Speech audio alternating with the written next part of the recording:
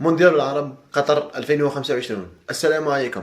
بطولة كأس العرب 2025 ستقام في قطر خلال الفترة من 1 إلى 18 ديسمبر 2025 بمشاركة 16 منتخبا عربيا.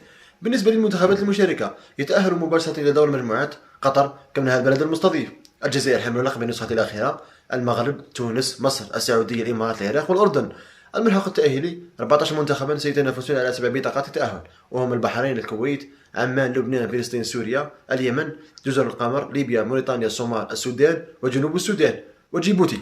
تقام مباراة الملحق يومي 25 و 26 نوفمبر 2025 في الدوحة بنظام خروج المغلوب من مباراة واحدة.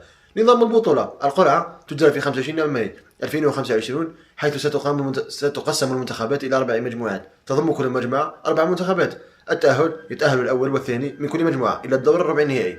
تقام البطولة تحت إشراف الاتحاد الدولي لكرة القدم فيفا للمرة الثانية بعد نسخة 2021 التي توج بها المنتخب الجزائري. كما تتزامن البطولة مع اليوم الوطني لدولة قطر في 18 ديسمبر.